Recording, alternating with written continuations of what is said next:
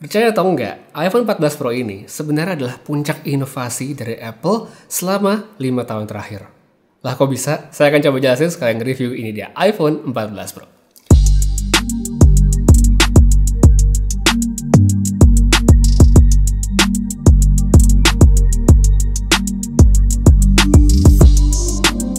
Halo, apa kabar semuanya? Kembali dengan Putu Reza dan pertama ya, ini adalah iPhone 14 Pro, iPhone 14 Pro, sebuah handphone baru dari Apple, salah satu flagship yang akan menjadi benchmark di industri smartphone paling nggak setahun ke depan. Terlepas dari sebagian orang ada yang suka banget, sebagian ada yang benci banget, Apple dan iPhone serta inovasinya pasti akan tetap populer. Tunggu, inovasi? Kata ini sebenarnya tuh nggak terlalu pas lagi ya kalau untuk menggambarkan Apple dengan iPhone-nya, karena kalau kita lihat dalam beberapa tahun ke belakang, mereka itu sebenarnya kayak stuck ya. Tiap ada iPhone baru, jualnya tuh nggak jauh-jauh dari chipset dan kamera, situ-situ aja yang gede-gedenya. Ada sih tahun lalu mereka udah mulai jualan layar pakai promotion yang akhirnya ada di iPhone, tapi toh itu sebelumnya udah hadir duluan di iPad. Jadi sebenarnya nggak bisa dibilang baru-baru amat di keluarga produknya Apple. Tahun ini kejadian itu sebenarnya hampir terulang yang sama karena jualan utamanya Apple sebenarnya masih chipset baru dan kamera. Masih di situ-situ aja ya lagi-lagi, tapi akhirnya paling nggak sedikit ada perbedaan yang sebelumnya tidak ada, yaitu Dynamic Island dan juga Always On Display. Dua fitur ini sebenarnya sama sekali nggak baru ya, udah ada sejak lama di Android, tapi Apple menjadi Apple dengan kemampuannya untuk membuat sesuatu yang terlihat remeh jadi signifikan dan naik kelas. Oke, kita ngomongin dari Dynamic Island dulu deh, pulau dinamis atau apalah itu. Ini adalah model baru dari Apple untuk meninggalkan notch konvensional. Sebelum iPhone 14 diluncurin, banyak banget tuh bocoran desain tentang iPhone yang bakal meluncur karena mereka nggak pakai notch lagi, tapi diganti dengan dua bidang hitam menyerupai huruf I kalau ditaruh dalam posisi landscape. Bocoran tadi sebenarnya sama sekali nggak salah, karena sekalipun yang kelihatan sekarang tuh ya masih kayak satu strip atau pil ya di atas begini. Cuma kalau misalnya kita lihat lebih teliti, khususnya saat layar dimatikan atau kena cahaya yang terang seperti matahari di luar ruangan, bisa kelihatan kalau emang ini sebenarnya terbagi atas dua poin. Yang satu adalah sensor Face ID, sedangkan satunya lagi adalah kamera depan yang keduanya disatukan lewat bagian hitam lewat software. Untuk di sini, menurut saya sih Apple cerdik banget. Sebagian yang saya tahu ada yang suka karena ini jelas iPhone-nya berbeda sekali tampilannya, tapi sebagian ada juga yang ngerasa ini tuh bakal ngeganggu. Kalau saya sih sebenarnya ngelihat ini lebih ke soal kebiasaan aja, karena dulu saat ada iPhone X rilis dengan notch-nya, banyak banget orang nggak suka, komplain, kalau ganggu lah, norak segala macem. Tapi tuh akhirnya desain tersebut masih bertahan sampai sekarang dan konsumen ya happy-happy aja. Bahkan ketika diganti seperti ini malah protes lagi. Jadi sebenarnya menurut saya bener-bener balik ke kebiasaan. Selain dari segi bentuk yang baru, Apple juga di sini memoles fitur barunya tadi dengan kemampuan untuk memunculkan notifikasi serta shortcut aplikasi ketika di-minimize. Semua itu dibarengi dengan animasi yang begitu halus sehingga memberikan kesan seamless, dan menurut saya adalah satu kelebihan Apple yang sulit ditandingi. Fitur ini sebenarnya harus diakui dia menarik ya, karena menawarkan experience baru yang sebelumnya nggak ada di iPhone manapun. Dan bagian islandnya pun ini menurut saya sangat interaktif serta terkesan hidup. Jadi kalau misalnya disentuh, itu ada feedback dari animasi sama getaran. Jadi kalau kata Apple ini emang dynamic banget. Kepake sebenarnya sih nggak pakai banget ya, ala-ala Dynamic Island pun sebenarnya menurut saya nggak masalah. Tapi karena emang dibuat Apple, di situ menjadi tempat muncul notifikasi dan segala macamnya, ya jadi mau nggak mau bakal kepake juga. By the way, waktu itu sempat ada yang tanya ke saya, apakah model Dynamic Island seperti ini nyaman untuk diakses dengan satu tangan? Jawabannya itu tergantung ukuran dan kelenturan tangan masing-masing, karena kan posisinya ada di atas, di tengah. Jadi kalau buat saya tuh butuh usaha gitu untuk bisa menjangkau ke atas. Jadi ya nyamannya tetap pakai dua tangan seperti ini. Tapi ya itu dia, karena bagian islandnya ini ya, poninya ini dibikin untuk disentuh. Pengalaman saya ini juga jadi kekurangan karena dia jadi relatif cepat kotor. Apalagi ini kan dekat banget tuh sama kamera depan, jadi good luck buat ya mungkin tangannya berminyak atau yang mungkin suka megang handphone sambil makan gorengan. Selalu sedia lap ya kalau butuh kamera depan biar hasil lebih maksimal. Nggak perlu pakai lap Apple yang mahal-mahal gini lah ya, pakai yang halus aja sebenarnya udah cukup. Yang penting ini benar-benar harus dijaga supaya kamera kita performanya nggak keganggu. Selain itu, dari yang saya lihat juga nih, dari taraf awal seperti sekarang, developer juga beberapa masih harus menyesuaikan dengan notch model baru seperti ini. Ada yang jadi terlalu mepet jaraknya, ada juga yang niban konten, jadi nggak semuanya oke. Selain itu, aplikasi full screen seperti game atau nonton, menurut saya lagi-lagi perlu kebiasaan untuk kita ngelihat potongan bidang hitam yang lebih besar dibandingkan sebelumnya. Suka nggak suka sebenarnya balik ke preferensi, tapi yang pasti, mulai sekarang kita tinggal tunggu aja nih, handphone Android akan berlomba mempopulerkan fitur yang sama atau sejenis. Ini aja, handphone baru rilis, mod kustomisasi dari tem sampai aplikasi macam Edge Mask udah rame, jadi ya menurut saya sih tinggal masalah waktu aja. Next, sekarang kita ngomongin soal always on display. Pas fitur ini diumumin, orang yang saya lihat excited itu justru bukan para pengguna iPhone, melainkan pengguna Android.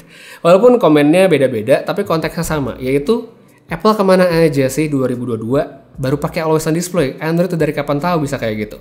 Salah sebenarnya lagi-lagi enggak, tapi ya itu dia, Apple kembali menjadi Apple dengan memoles fitur tadi menjadi highlight dan naik kelas. Yang paling jelas udah pasti, secara tampilan yang beda karena always on display di iPhone 14 Pro Series ini adalah versi redup dari lock screen yang dipakai. Jadi apapun wallpaper yang kita jadikan lock screen, itulah yang akan nongol di always on display.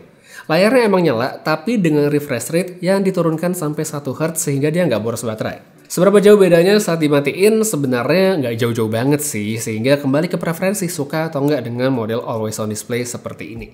Kalau suka ya dinyalain aja, tapi kalau nggak suka pun ada opsinya untuk dimatiin, jadi nggak perlu khawatir. Dari yang saya tahu, sebagai orang ini ngerasa oke karena dia bisa melihat waktu atau notif serta widget tanpa kita harus perlu nyalain layar handphone secara penuh. Cuman di sisi lain saya juga masih ngeliat ada yang ngerasa kalau fitur ini tuh distracting alias mengganggu karena ya layarnya tuh kayak nyala terus gitu, muncul terus ya, buat sebagian orang mungkin ada yang nggak suka. Kalau saya sih sebenarnya suka-suka aja dengan fitur seperti ini, tapi saya tuh nggak sukanya cuma di soal kapasitas baterai karena secara default always on display ini tidak menampilkan kapasitas baterai saat itu nggak dipakai maupun saat dicas. Bisa sih, tapi saya mesti pakai widget. Yang mana kalau menurut saya untuk informasi sekecil dan penting kayak baterai itu sebenarnya nggak perlu pakai widget gitu. Cuma ya mungkin saya juga sih ya ekspektasinya agak ketinggian sama Apple karena ya mereka juga baru ngerilis tampilan persentase baterai di iOS 16 gitu. Itu pun nggak semua handphone bisa dan banyak yang nggak suka karena baterainya kelihatan penuh terus padahal mah nggak gitu ya, cuma pas lowbat doang dia bakal kelihatan. Yang saya dengar sih bakal ada software update untuk memperbarui dan memperbaiki hal ini, cuman ya sekarang sih belum ada.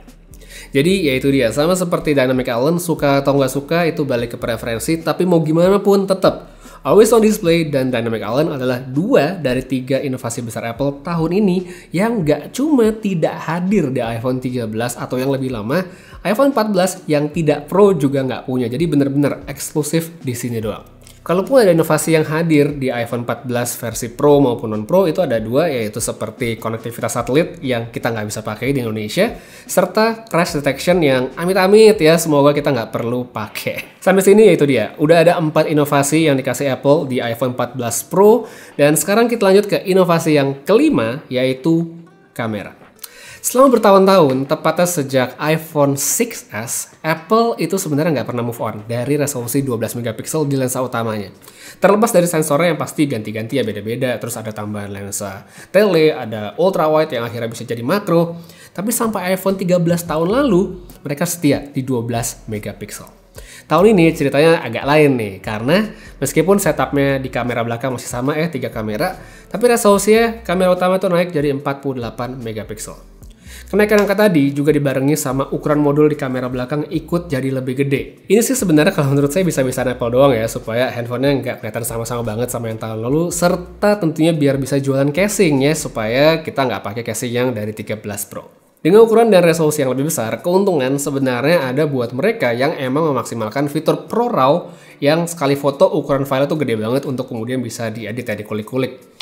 Pengguna biasa sebenarnya juga bisa sih ngerasain ini dari segi ketajaman yang sedikit lebih baik, tapi mungkin nggak terlalu signifikan karena toh filenya secara default kalau kita foto itu tetap dalam resolusi 12 megapiksel kecuali kita aktifin Pro RAW-nya sampai 48 megapiksel. Bagus sih foto-fotonya dengan ketajaman, terus warnanya khas Apple banget. Tapi kalau dibilang hasilnya luar biasa jauh dibandingkan iPhone 13 Pro, menurut saya sih enggak. Salah satu kelebihan dari foto iPhone yang sebenarnya belum bisa diikuti nih oleh kebanyakan Android adalah konsistensi hasil seperti tone atau warna di setiap lensa. Jadi mau kita foto pakai lensa utama, pakai ultra wide atau tele, hasilnya tuh nggak jomplang. Untuk iPhone 14 Pro ini, hasil dari lensa ultra wide-nya menurut saya cakep, sekalipun kita pakai dalam kondisi low light dan tentunya tidak menggunakan night mode. Noise-nya jadi lebih minim dan fotonya lebih bersih. Hal yang sama juga kita bisa lihat pada lensa utama, tapi lagi-lagi, bukan iPhone namanya kalau tidak ada flare ketika kita foto lampu. Hal ini sebenarnya tuh udah lama banget ya diomongin soal flare, tapi Apple sepertinya memang tidak melakukan apa-apa. Saya tuh jadi curiga sebenarnya bahwa Apple sebenarnya tahu persoalan flare ini. Yakin deh, pasti mereka tahu. Cuma sengaja dibiarin aja gitu. Karena yang komplain mungkin menurut mereka ya cuma segelintir orang ya dari sekian banyak pengguna iPhone di dunia ini. Sekalian itu mungkin bisa menjadi ciri khas biar ketahuan kita pakai iPhone. Jadi kayak foto malam, wih ada flare-nya pakai iPhone nih. Nah gitu, mungkin kayak gitu. Makanya dibiarin jadi kayak fitur. Kalau menurut kalian gimana nih soal flare? Mengganggu atau justru ini bisa dibilang fitur pada kameranya iPhone? Coba tulis pendapatnya pada kolom komentar di bawah. Oke, lanjut nih soal kamera belakang. Hal lain yang perlu diperhatiin juga kalau menurut saya adalah soal minimum focus distance atau jarak fokus minimum antara lensa sama objek atau subjek supaya kita bisa mendapatkan fokus yang bagus. Ini sebenarnya baru berasa buat mereka yang mungkin suka foto detail yang deket atau kecil seperti kayak foto-foto makanan atau mungkin foto action figure kayak saya. Jadi kalau sebelumnya kita bisa foto agak deket, sekarang kalau mau dapetin fokus yang mantep, yang tajam, foto itu mesti agak munduran dikit. Solusinya sih sebenarnya gampang. Kalau mau foto deket ya tinggal kita ganti pakai lensa makro alias ultra wide nih yang secara default dia emang bakal ganti otomatis, tapi kita juga bisa munculin tombolnya kalau kita aktifin lewat setting, jadi bisa diganti atau enggak. Berikutnya untuk kamera depan, iPhone 14 nggak cuma yang Pro, semuanya dapat autofocus. Bagus sih karena teorinya bisa dapetin foto yang lebih tajam, tapi seberapa jauh tajamnya? Ya, kalau menurut saya sih bukan lebih tajam, tapi hasilnya tuh lebih jujur ya. Jadi buat yang mungkin tidak suka foto-foto yang terlalu jujur, mungkin ya kayak saya nih kan mukanya nggak halus-halus banget, itu bisa kelihatan banget karena dia ada autofocus jadi kelihatan lebih tajam. Di bagian video, iPhone 14 Pro bisa ngerekam sampai resolusi 4K 60 fps, tapi dengan jenis high efficiency. Kalau mau pakai tipe file yang umum itu mentoknya di 4K 30 fps, baik untuk kamera depan maupun kamera belakang. Ada juga yang baru itu namanya Action Mode atau stabilisasi ekstra dengan menggunakan software. Yang pakai Android saya yakin udah pasti familiar banget. Cropnya lumayan banyak dan secara default kalau kita aktifin Apple akan menggunakan lensa ultra wide ya. Jadi kalau misalnya kita ingin mendapatkan hasil terbaik, pas udah nyalain Action Mode-nya kita ganti ke lensa utama lagi. Seberapa bagus kalau kita bandingkan sama Android flagship? Sebenarnya saya harus akui iPhone lebih bagus dan lebih bersih gambarnya. Jadi buat yang mungkin butuh stabilisasi ekstra, ini bisa dimanfaatin banget.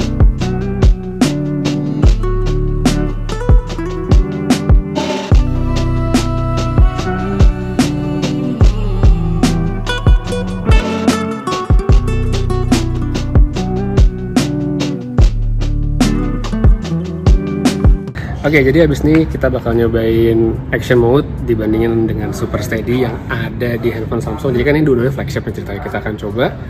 Saya pakai alat sini jadi biar sama barengan. Yang pertama nanti dicoba sebelum Action Mode nyalain. Yang kedua dengan stabilisasi Action Mode, kita coba hasilnya.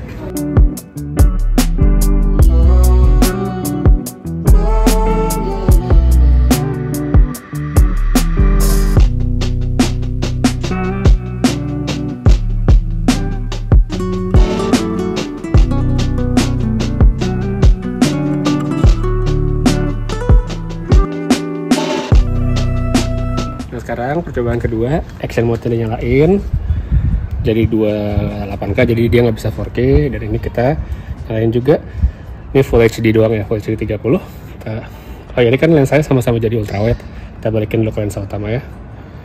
Sip, udah sama-sama lensa utama, kita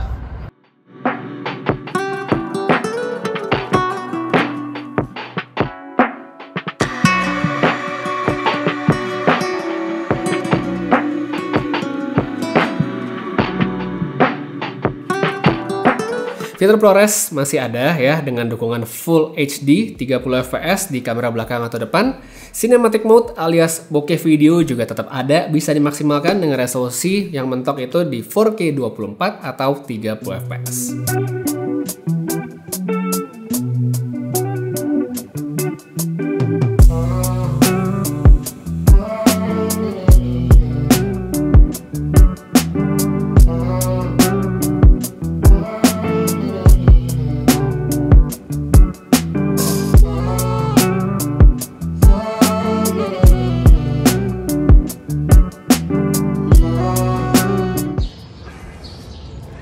Oke, ini dia kamera depannya iPhone 14 Pro outdoor siang hari. Oke banget sih hasilnya.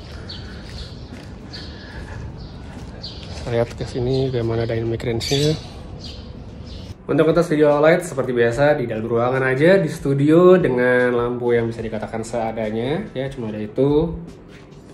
Dan kalau saya lihat di layar handphone sih sekarang hasil cukup terang ya. Ini untuk kamera depan dari iPhone 14 Pro.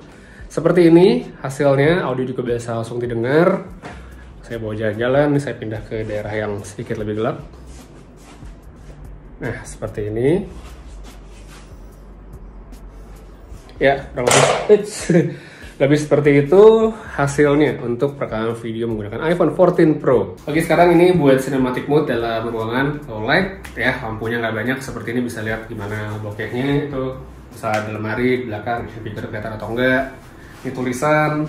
Have a nice day, kelihatan atau enggak ya. Terus kalau misalnya saya pindah, ini kan kita bisa lihat apakah dia ada distorsi segala macem ya. Ini background lagi, bisa lihat seperti apa.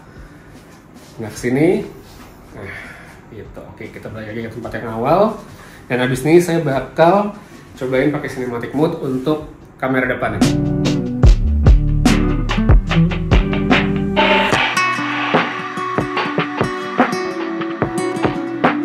Sekarang ini buat cinematic mode-nya menggunakan kamera depan di kondisi low light juga dalam studio aja. Bisa langsung lihat bagaimana efek bokeh di belakang, blurnya seperti apa, tulisan-tulisan juga bisa langsung lihat. Ya, hasilnya seperti ini. Pindah ke sana. Ya, bokehnya tangan saya gimana nih kalau saya pindah ke sini. Jadi fokusnya kayak di muka ya. Ini tangan saya masih blur nih walaupun di depan. Ya, fokusnya di muka, emang ada trackingnya di muka. Seperti ini, situ. Nah, itu dia untuk cinematic mode dari iPhone 14 Pro ya di dalam ruangan. Nggak ada fitur 8K di HP ini ya, jadi kalau misalnya kayak Samsung ngeceng-ngecengin gitu ya, nggak ada 8K. Kalau menurut saya nih, bukan Apple nggak bisa, tapi sepertinya lebih karena Apple masih mau ya ngasih yang ada aja gitu. Selain karena emang lumayan kan buat disimpan supaya ada bahan inovasi lagi buat presentasi tahun depan. Tapi kalau dilihat-lihat juga sebenarnya iPhone ini koneksinya masih pakai Lightning, itu sama sekali nggak bisa diandelin untuk transfer cepat data-data 8K yang ukurannya besar. Pakai AirDrop jelas nggak cocok juga, dan satu-satunya kemungkinan itu adalah transfer ke penyimpanan cloud yang lagi-lagi butuh koneksi kencang dan stabil. Nggak semua orang punya akses ke situ, jadi mungkin ya itu dia alasan Apple kenapa saat ini belum ada perekaman di resolusi 8K. Ya, jadi itu dia semua hal-hal yang berubah dan baru dari iPhone 14 Pro. Dan sekarang saya akan sedikit aja ngebahas soal yang berubah tapi nggak banyak. Untuk desain pasti ada pada nggak ya, kalau selain bentuk notch di layar, desain bagian belakang dan yang lain-lainnya itu hampir nggak berubah. Ukurannya sama, sisi flatnya masih ada, dan masih ada SIM card, kecuali untuk modul kameranya yang jadi lebih besar. Makanya saya sempat bilang di video waktu impresi pertama setelah Apple Event, kalau pakai iPhone 14 Pro dan pengen flexing, ya salah satunya itu adalah dengan memegang handphone secara terbalik supaya layarnya kelihatan. Karena kalau begini nggak kelihatan ini adalah iPhone baru. Ngomong-ngomong soal layar, iPhone juga di sini masih pakai jenis panel yang sangat bagus, refresh rate 120 Hz, kecerahan maksimalnya naik banget sampai 2000 nits, dan tentunya menggunakan LTPO sehingga memungkinkan irit baterai sekalipun yaitu dia tadi pakai always on display. Kualitas visualnya mantep banget, audio stereo dan speakernya juga cakep. Jadi untuk kebutuhan multimedia seperti nonton atau main game, menurut saya pastinya udah cukup banget. Habis itu, untuk specs-nya, seperti yang tadi sudah saya bilang, versi Pro pasti jualan chipset baru ya, nggak kaget. Ada A16 Bionic yang nggak perlu diragukan lagi dan pasti kencang untuk dipakai apa aja. Dari pemakaian sehari-hari yang enteng sampai yang berat termasuk main game, semua bisa. Nggak perlu panjang-panjang, HP ini nyaman untuk dipakai apa aja. Panas nggak sih? Pasti pakai secara intensif? Ya kalau menurut saya hangat-hangat biasa aja, tapi nggak lebay sampai kita nggak nyaman megangnya. Untuk baterai relatif awet dan menurut saya bisa banget diandelin dipakai seharian untuk model yang ringan sampai sedang. Kalau pemakaian intensif banget seperti push rank game terus-terusan ya tetap habis dan butuh cas sebelum 1 hari. Jadi kalau ditanya, apakah nih iPhone 14 Pro bagus? Ya pasti bagus, karena gimana pun ini adalah iPhone baru yang jadi puncak inovasi Apple dalam beberapa tahun terakhir. Ya minimal nilai jual besarnya itu nggak cuma kamera sama chipset doang, ada yang lain kayak Dynamic Island, Always On Display, mungkin crash detection, sama juga tadi satelit. Cuman ya itu dia, apapun, seminar apapun tetap ini adalah lompatan yang besar dibandingkan iPhone-iPhone sebelumnya. Tapi, apakah ini worth it buat upgrade? Sebenarnya tergantung pilihan. Buat mereka yang emang udah punya duitnya nih dan selalu mau up to date, ya monggo ganti aja gitu ya. Bisa langsung ke studio ponsel, linknya saya taruh pada kolom deskripsi di bawah, langsung beli di situ, mereka ada di stok. Habis itu kalau misalnya buat user iPhone 13 Pro gimana? Kalau menurut saya sih upgrade-nya itu tipis-tipis aja ya, lebih mungkin ke soal Dynamic Island, Always On Display, dan kamera yang sebenarnya nggak super signifikan. Kalau ngerasa fitur-fitur itu penting, ya ganti aja, monggo. Tapi kalau nggak ngerasa perlu juga nggak ganti pun menurut saya nggak bakal masalah gitu. Hal yang sama juga terjadi untuk iPhone 12 Pro seperti yang masih saya pakai sampai sekarang. Sebenarnya HP ini tuh masih enak banget untuk dipakai sehari-hari, kamera pun juga ya nggak jelek-jelek amat.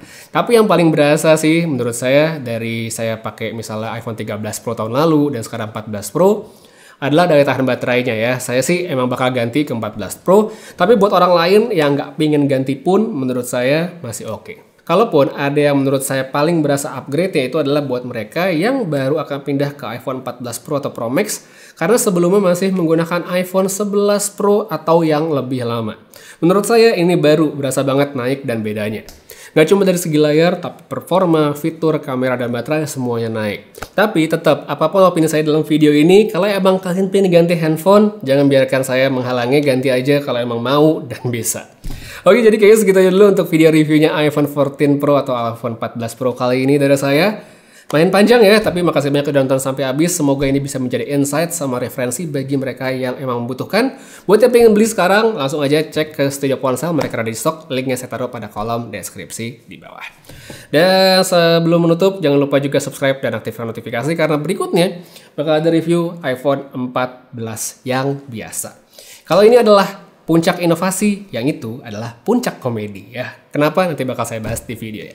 Terus saya pamit, sampai ketemu lagi di video berikutnya. Dan seperti biasa, have a nice day.